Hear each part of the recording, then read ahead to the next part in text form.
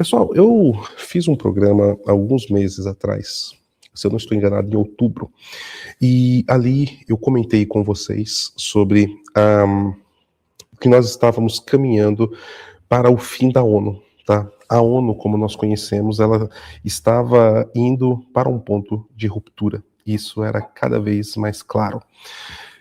Me digam aí se algum de vocês lembram desse programa, tá? E a gente sabe de todos os problemas que a ONU tem. Nós sabemos o que não funcionou na ONU e várias situações problemáticas que surgem dali. A ONU ela nasce, né, como um intento globalista. Ela nasce com uma instituição que iria substituir a Liga das Nações, que ruiu, e o desfazimento da Liga das Nações foi um dos fatores que levou ao início da Segunda Guerra Mundial. E nós tivemos, então, ali uma instituição criada para que uma guerra, como a Segunda Guerra Mundial, a mais brutal da história da humanidade, não fosse repetida. E ela foi criada com alguns parâmetros, com as grandes potências do mundo e também ali aquelas que ainda tinham uma aura de grandeza, mas que precisava ser reconstruída. E isso eu estou falando da China. A China, que durante séculos e séculos foi um dos principais países do mundo, tinha sido dilacerada pelo Japão, então foi elevada a membro do Conselho de Segurança da ONU. O terreno da ONU foi doado pela família Rockefeller em Nova York, ali foi erguido, e várias instituições foram criadas, ramificadas dentro da ONU. Só que com o tempo, nós percebemos que os revolucionários foram tomando aquela instituição que já nasce com um intento revolucionário, né? E principalmente a União Soviética foi um dos principais artífices para trabalhar e popular dentro da ONU, foi quem mais soube ali subverter as suas comissões. Então a ONU ela acabou virando uma instituição com um discurso muito bom, com intenções no papel maravilhosas, mas que na prática, ao longo do tempo, foi ficando cada vez mais corrompida.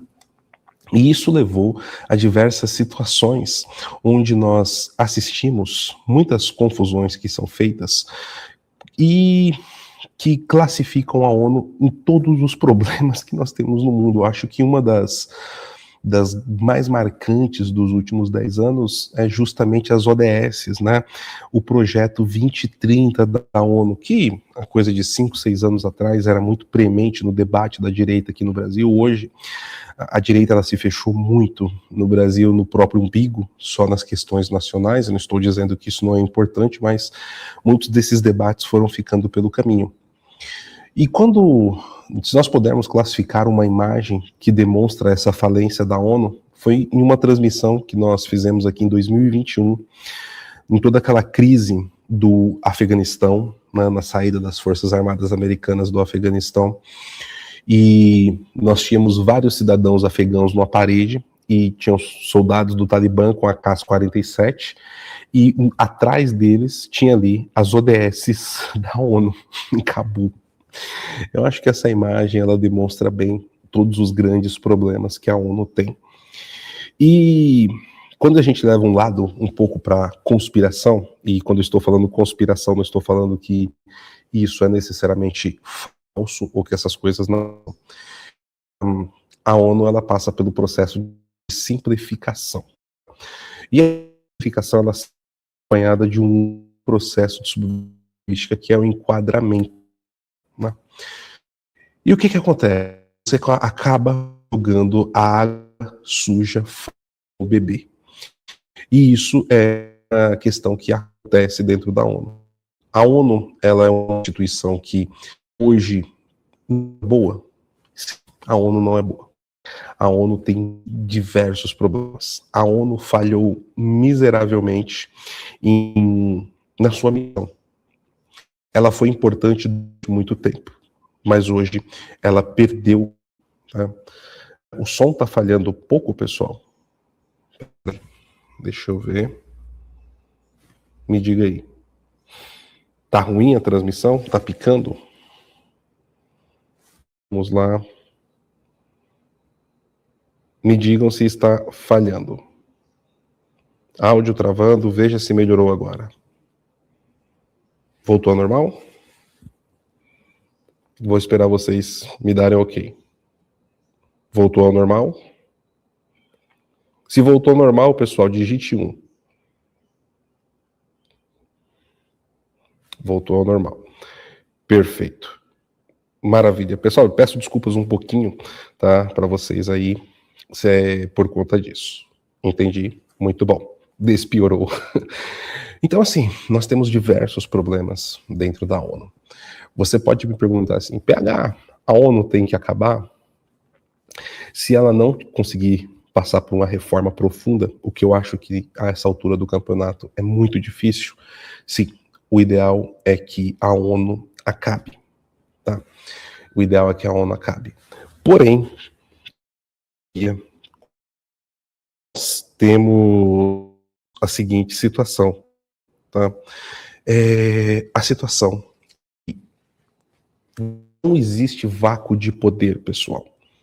Tal qual nós assistindo a questão da Venezuela, tá? E vem sendo discutido amplamente, né? A questão venezuelana, é muito difícil você faz uma transição direta e como não existe vácuo de poder, isso pode abrir brechas para muita coisa complicada. E nesse programa que eu fiz em outubro, eu trato justamente disso. Se você simplesmente acaba com a ONU numa machadada só, você vai criar uma desestabilização no mundo do ponto de vista que pode prejudicar ainda mais a situação global como um todo. Então, como eu estava dizendo para vocês, pessoal, a situação é bem crítica quando nós temos um vácuo de poder que é aberto. E isso nem sempre, quando você muda as coisas com uma porrada de uma vez, isso resulta para algo melhor, tá? Quando nós falamos de revoluções, isso é muito aprazível, né, para as aspirações, aquilo que as pessoas querem, e as pessoas tendem a se empolgar com tudo isso, se empolgam ali com aquela mudança rápida. Só que isso é algo anticonservador, né? E o anticonservadorismo é um movimento revolucionário. E isso traz instabilidades muito grandes no mundo. Então, a ONU ainda tem alguns gatilhos, algumas instituições, alguns organismos ali dentro que mantêm uma estabilidade no mundo. E o mais importante de tudo isso, tá, pessoal? E aqui é um ponto-chave de leitura que eu quero que vocês tenham. Quem criou a ONU foi uma elite globalista. Não há dúvidas disso, tá? E quando eu estou falando aqui de uma elite globalista, eu estou falando de uma elite globalista de fato, tá? Não a da teoria da conspiração, sabe, ali de que você coloca qualquer coisa que eu não gosto é globalista, né?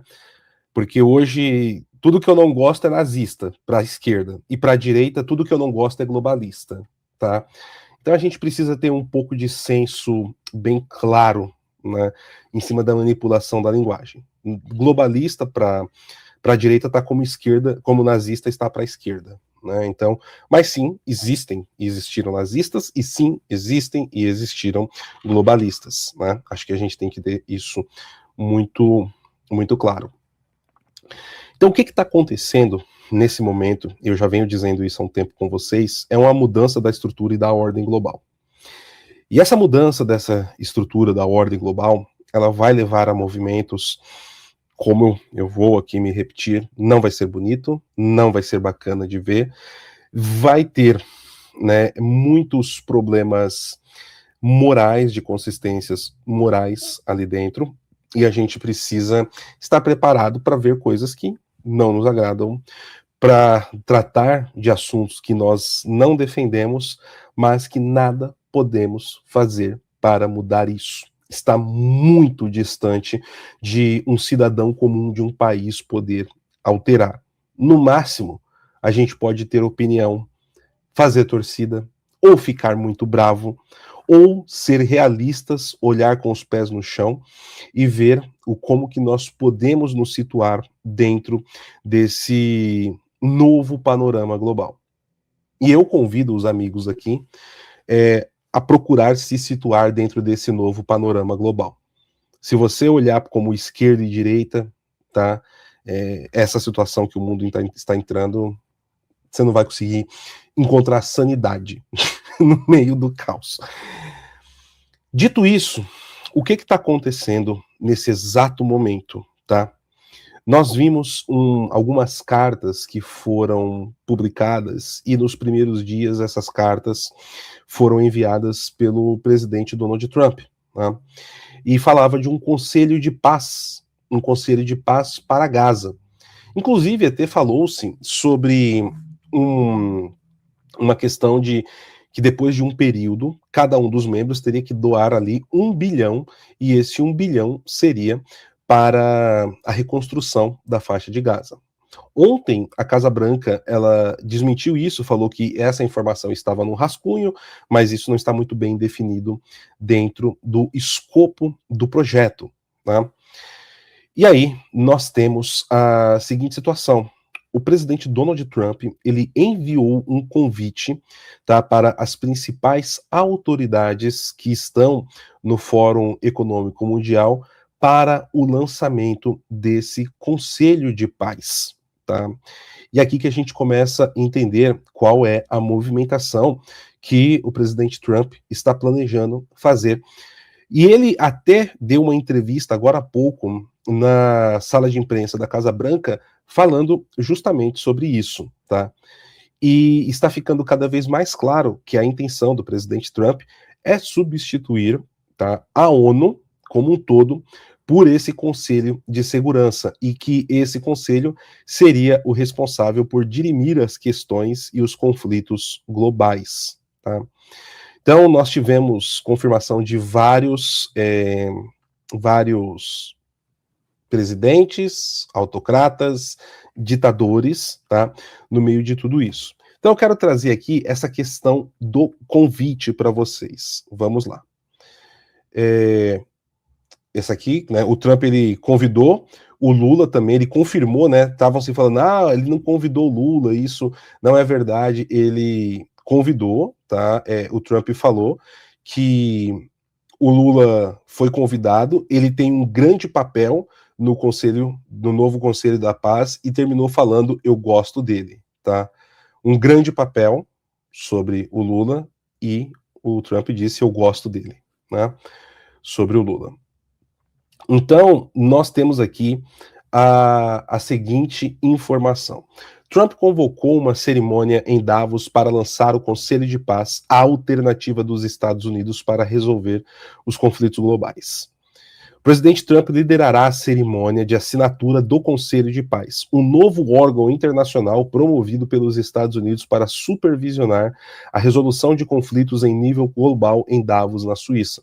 O evento, agendado para as 10h30 horário local, durante o Fórum Econômico Mundial, marcará a segunda fase do plano dos Estados Unidos para Gaza, em busca de posicionar o órgão como uma referência alternativa às Nações Unidas.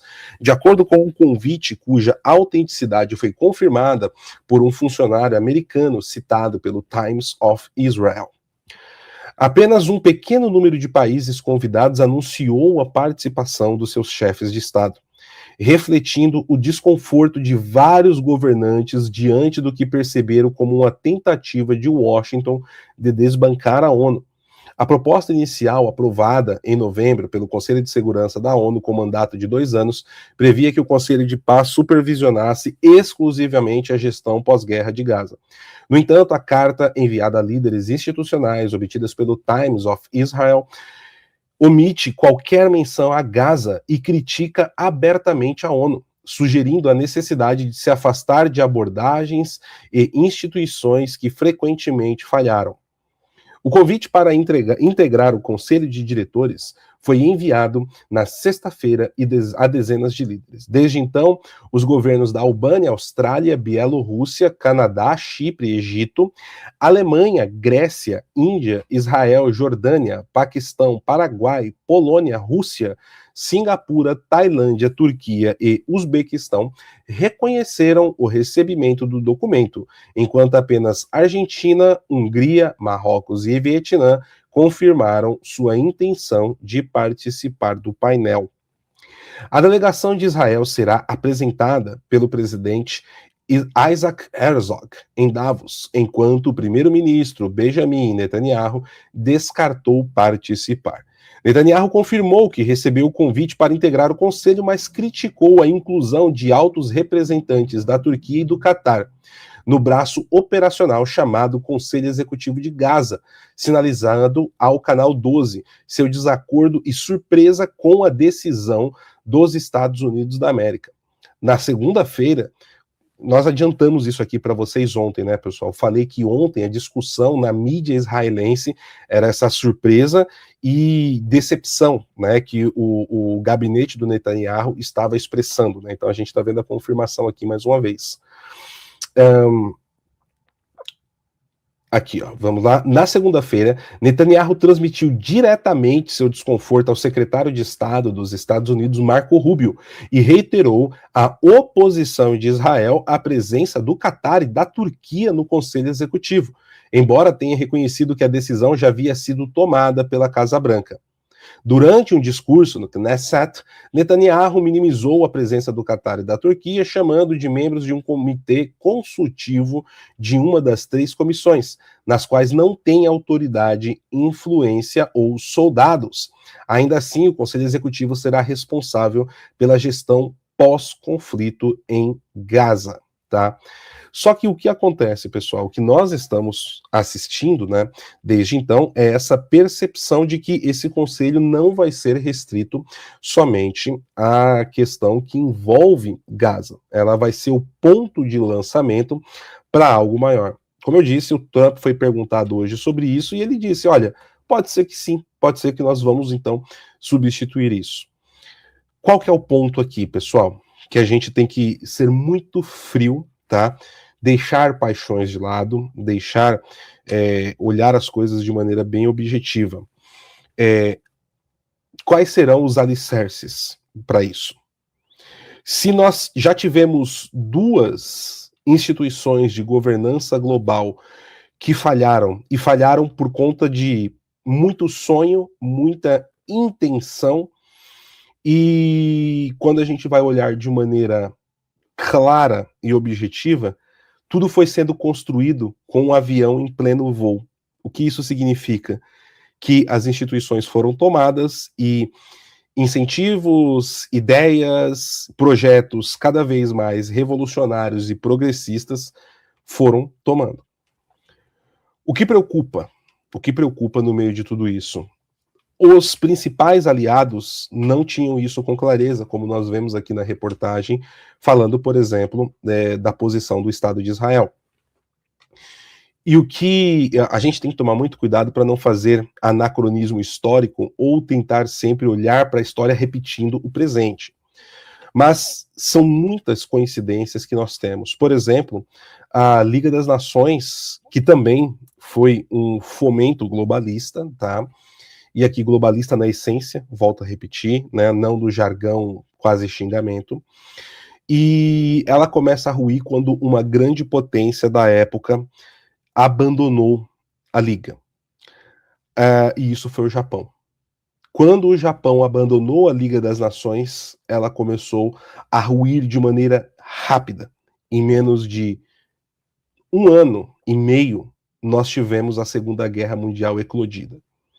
Nossa, mas espera aí, PH, eu consultei aqui, as datas não batem. Pois é que assim, aqui no Ocidente coloca-se muito o início da Segunda Guerra Mundial, tá? Quando a Polônia foi invadida pela Alemanha nazista e pelos soviéticos. Porém, tem um conflito que ele começa antes, ele é muito importante e dura toda a Segunda Guerra Mundial, e ele foi definidor do que nós estamos vivendo hoje, que foi a invasão da China pelo Japão, que acontece, a Segunda Guerra Sino-Nipônica acontece em 1937. E aí, que é esse menos de 1 ano e meio que eu estou dizendo, depois da saída do Japão da Liga das Nações, o mundo ele começou a ruir rapidamente. As relações diplomáticas entre os países começou a ruir, e a ordem que estava tentando ser estabelecida ali ainda, ela ruiu mais rápido, e a gente viu a eclosão da Segunda Guerra Mundial, invasão de territórios. Nós vimos, por exemplo, a gente pode considerar também a cessão dos Sudetos da Áustria para Adolf Hitler também, que foi um problema muito grande que nós tivemos ali. Então, assim, foram vários os pontos diplomáticos que começaram a ruir, as instituições que tinham começaram a ser desacreditadas. PH, então você está defendendo a ONU? De maneira alguma. Eu sou partidário de que a ONU é muito mais um problema do que qualquer solução, e eu deixo isso muito claro, sempre defendi essa posição. O que me preocupa é que quando a gente olha para o futuro, talvez esteja sendo assinado um cheque em branco, e não se sabe qual vai ser o custo desse cheque. E esse cheque em branco, ele pertence a quem, na verdade? Porque as duas últimas vezes que nós vimos isso acontecer, nos últimos 100 anos, 110 anos, foram de facto, não estou falando de conspiração, foram os globalistas. E quando a gente olha agora, conseguimos puxar o fio de quem é, se puxar bem, a gente encontra algumas coisas que são preocupantes também. E esse cheque em branco, essa nova ordem que está sendo estruturada, ela pode não avançar, como está sendo dito, por enquanto. Pode ser que isso seja muito mais uma vontade que não se concretize, tá? Mas, talvez, no afã da novidade, muitos governantes, e aí, pessoal, que é o ponto, não tem voto, não tem esquerda, não tem direita, tá? Não tem povo, não tem cidadão que vai conseguir opinar e mudar qualquer coisa que foi estabelecida no meio desse caos. E não tem próximos governos, seja de Brasil, seja dos Estados Unidos, seja do Japão, seja da Espanha, seja da França, seja do Reino Unido, tá? Então, a gente tem toda essa situação. A gente precisa estar atento, e eu quis trazer isso daqui hoje para vocês, não é para dizer vai acontecer isso, vai acontecer aquilo, não, mas que vocês estejam atentos, estejam municiados das problemáticas que nós temos. E eu volto a repetir, pessoal, eu vou até colocar aqui o nosso lema, que eu sempre digo, né, aqui, ó, opa, ó, geopolítica não é linear. Quanto antes entendermos isso nesse momento que nós estamos vivendo, melhor vai ser, tá? Eu admito para vocês, me causa muita preocupação o rumo que tudo está andando em 2026. Nós tivemos um segundo semestre auspicioso em várias áreas, principalmente aqui na América, muito por conta, inclusive, né, da administração Trump, que teve ações excelentes aqui, né, vocês acompanharam tudo, questão do Oriente Médio, mas nós estamos vendo uma reorganização de vários países, tá, que estão começando a se proteger, e esses países estão quebrando as alianças estabelecidas. Ah, PH, mas aí vem a parte do jargão, que eu sempre digo para tomar cuidado. Ah, mas a Europa globalista, ah, mas não sei. Gente, não é assim que as coisas funcionam. Existem elites globais, existem pessoas que tentam controlar tudo isso, mas globalista não é uma mesa, não é uma tábua redonda. O Alexandre Costa, que é a maior autoridade em língua portuguesa no mundo sobre isso, ele fala, são mais ou menos 2.300 famílias que degladiam-se entre si para mover os seus interesses. Não é algo piramidal. Agora, nós estamos falando de mudar uma estrutura piramidal que está oca por dentro e podre, e que realmente é um problema chamada ONU, para transferir tudo para uma outra possível estrutura piramidal. E adivinha só, nenhum cidadão, não existe democracia, não existe festa da democracia, não existe voto, não existe nada que nós aqui, meros mortais, possamos ter opinião, tá? A Suzy Machado tá falando, fala logo que vai acontecer caos total, guerra, quais os problemas? Eu tô dizendo. Eu acabei de dizer que a possibilidade, eu dei exemplos, senhora Suzy, a possibilidade de conflitos é extremamente grande. É extremamente grande. Eu estou falando, as alianças estão sendo reestruturadas.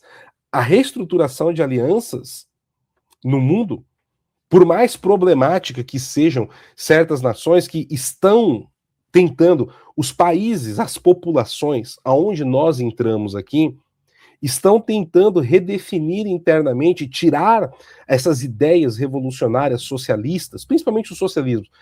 A direita tem muita coisa revolucionária que precisa ser combatida ainda, né? Tá piorando isso com o tempo, inclusive no meio do caos, mas o socialismo, essa social-democracia, né? A escola fabiana, né, do socialismo fabiano, ela foi muito promissora em 140 anos, né, de atuação, que ainda está atuando a sociedade fabiana. Isso foi contaminando muito as instituições, os partidos políticos, e isso foi levando à aplicação do Marx, né, que o capitalismo ele levaria inevitavelmente ao socialismo. Só que as populações estão se levantando, nós estamos vendo reações em vários países. Nós estamos vendo reações no Brasil, no Chile, no Paraguai, na Argentina, nos Estados Unidos da América, em Portugal, na Hungria, Polônia, Itália, Alemanha, França, Reino Unido. A direita ela vai tomando muita forma, ela vai.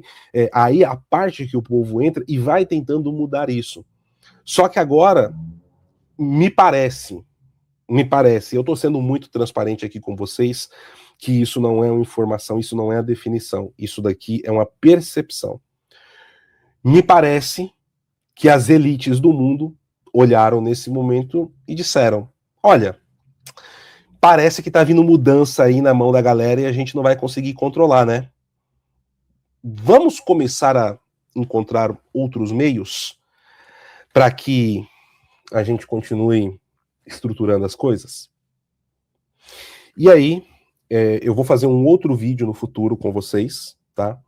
Que é justamente uma outra vertente diplomática que está sendo criada para o século XXI, que são a das potências do meio, como são chamadas, tá? É um outro conceito que vem sendo discutido entre artigos geopolíticos e diplomáticos, tá?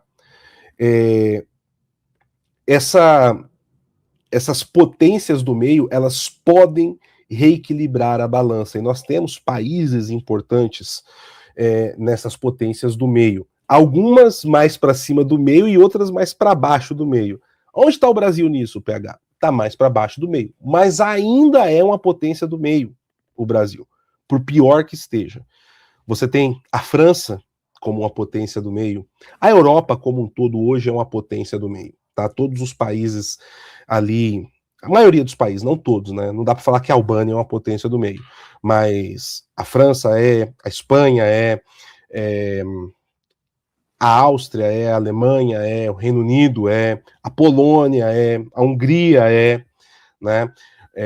Aqui na América nós temos o Canadá, temos o Brasil, o México, a Argentina, são potências do meio. E esses países, eles podem talvez mudar o pêndulo da balança. Qual o problema que nós temos aqui, né, no meio de tudo isso? Que justamente a forma como essas potências do meio estão assustadas pode fazer uma operação barata voa que eu tô vendo assim acontecer. E essa operação barata voa pode fazer com que muitos países troque gato por lebre, pessoal. E tome acordos, faça acordos que não sejam os melhores possíveis, tá? Então, eu quero mostrar aqui 2 vídeos para vocês. O primeiro foi o primeiro vídeo assim oficial de um membro do Conselho de Paz. E olha só, o membro novo do Conselho de Paz é um ditador conhecido como o último ditador da Europa, que era um gerente de fazenda comunal na União Soviética e que, nos últimos 5 anos, além de repressão contra o seu povo, ele abriu o seu país para ser usado pelo exército de um vizinho para invadir outro vizinho. Lukashenko, da Bielorrússia, tá? Foi o primeiro aí a assinar a adesão, pelo menos publicamente, tá? Olha só.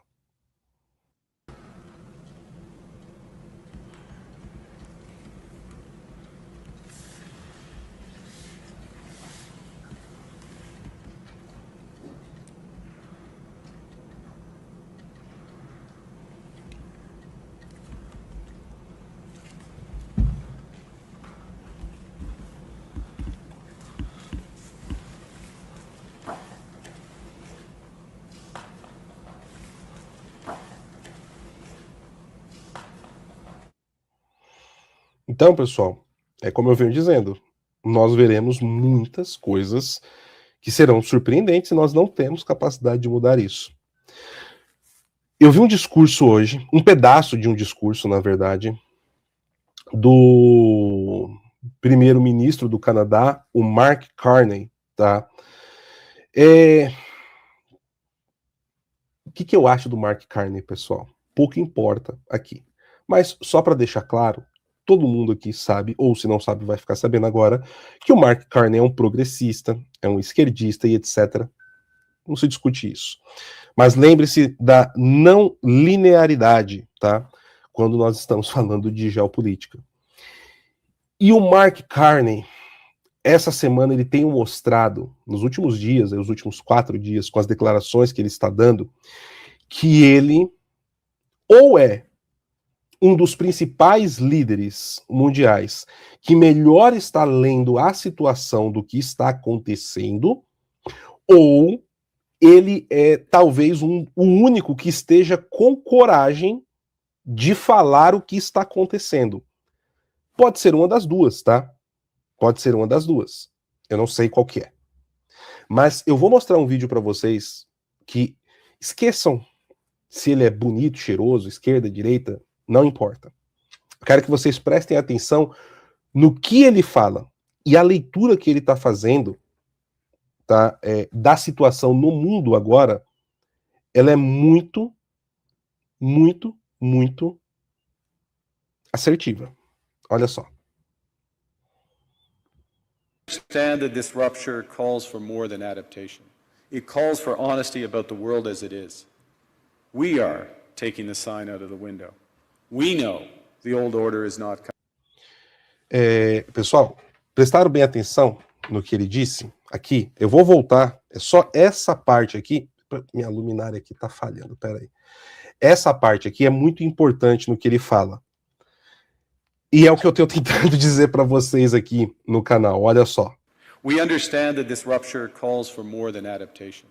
Exige mais do que adaptação, exige honestidade It calls for honesty about the world as it is. Sobre o mundo como ele é.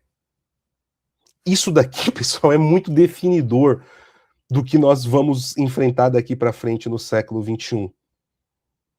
Ter honestidade de olhar o mundo como ele é, não tentar fazer com que ele se encaixe da forma que a gente quer que ele seja. Quanto vocês não estão vendo, por exemplo, eu bater nisso aqui para vocês nos últimos dias, né? E ele colocou isso aqui de uma forma muito importante, tá? Vamos ver a fala inteira agora. We understand that this rupture calls for more than adaptation. It calls for honesty about the world as it is. We are taking the sign out of the window. We know the old order is not coming back. We shouldn't mourn it. Nostalgia is not a strategy. But we believe that from the fracture, we can build something bigger, better, stronger, more just. This is the task of the middle powers. The countries that have the most to lose from a world of fortresses and the most to gain from genuine cooperation. The powerful have their power. But we have something too. The capacity to stop pretending, to name reality, to build our strength at home, and to act together. That is Canada's path. We choose it openly and confidently, and it is a path wide open to any country willing to take it with us. Thank you very much.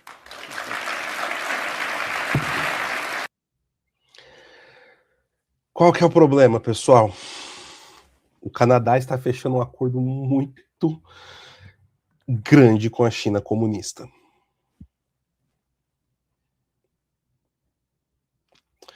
E outros vão seguir, nós estamos vendo uma reestruturação da ordem global, pessoal. A Ursula von der Leyen, ela disse que os países da Europa, que são parte da União Europeia, dos 27 países, né, na semana que vem vão começar a negociar um acordo enorme com a Índia, de alguns bilhões, tá? O que significa tudo isso? Alguns vão estar ao lado dos Estados Unidos da América. Outros estarão ao lado da China. Quando eu olho essa declaração da Ursula von der Leyen, pode ser que a Europa queira seguir o seu próprio caminho, está trabalhando para isso, a União Europeia, mas que vai acabar refletindo em todo o continente, que são coisas diferentes, e pode usar a China como principal aliada e projetar a China economicamente, tá? Deixa eu ver se eu pego esse vídeo aqui da Ursula von der Leyen, pessoal. Ele é interessante, quer ver? Espera aí, só um segundinho.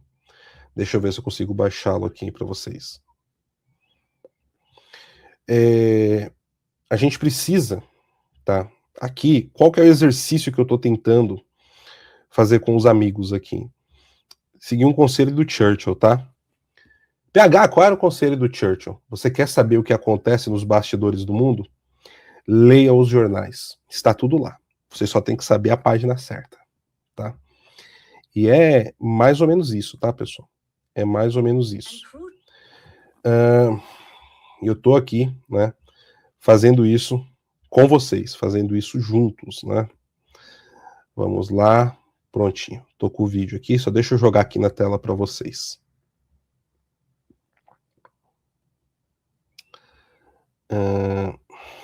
Tá aqui. Prontinho. Tirar o Carney. The next weekend, I will travel to India. There's still work to do, but we are on the cusp of a historic trade agreement. Indeed, some call it the mother of all deals. One that would create a market of 2 billion people, accounting for almost a quarter of global GDP. And crucially, that would provide a first-mover advantage for Europe with one of the world's fastest-growing and most dynamic continents. Europe wants to do business with the growth centers of today and the economic powerhouses of this century, from Latin America to the Indo-Pacific and far beyond. Europe will always choose the world, and the world is ready to choose Europe.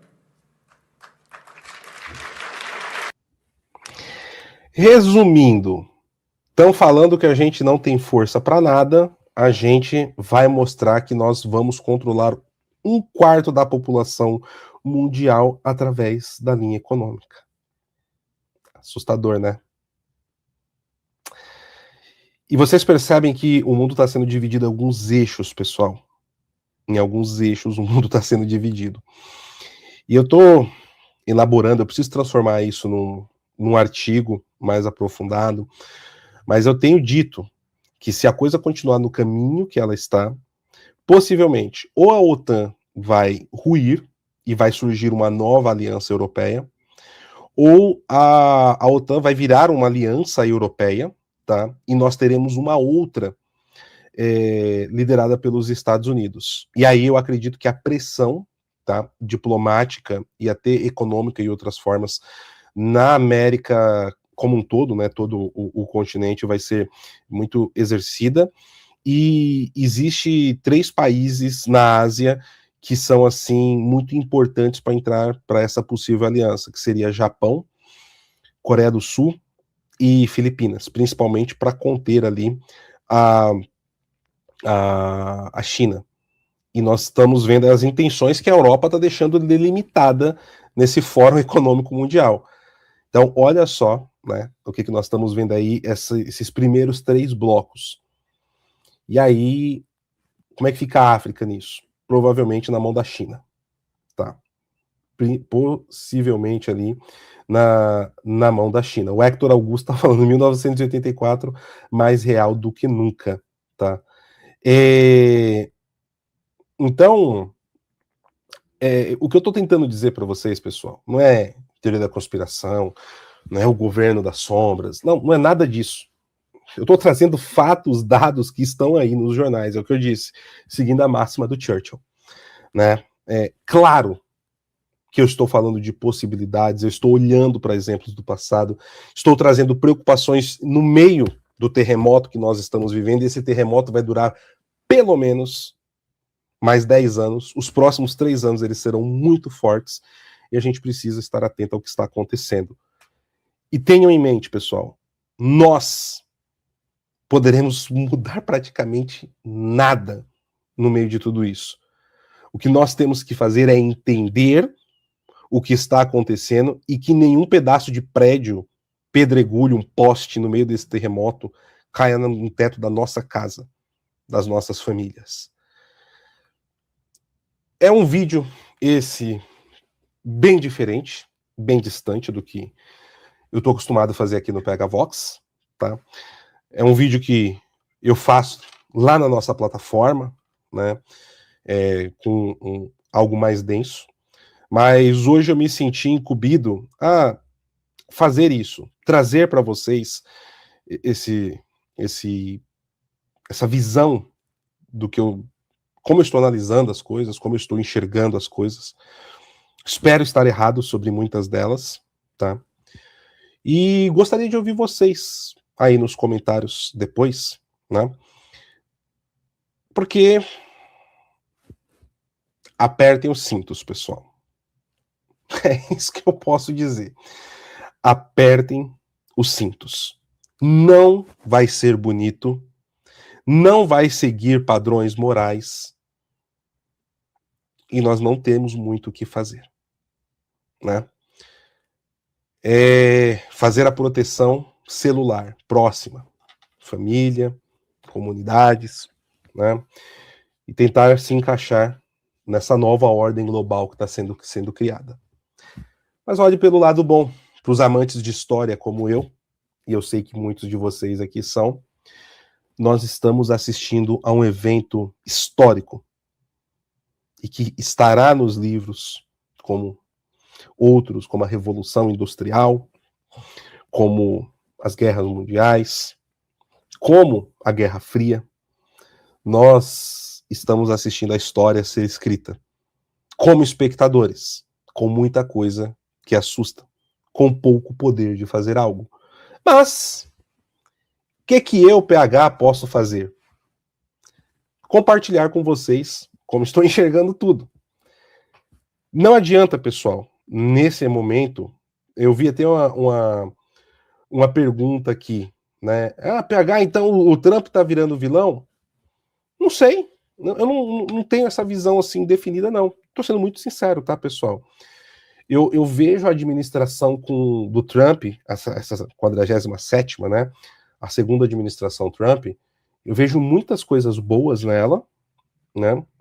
E vejo muitas coisas problemáticas. Eu vejo uma ala dentro da Casa Branca excelente, e eu vejo uma ala dentro da Casa Branca também muito problemática. Eu estou assistindo problemas na direita que ainda vão ficar muito claros para as pessoas nos próximos anos, tá?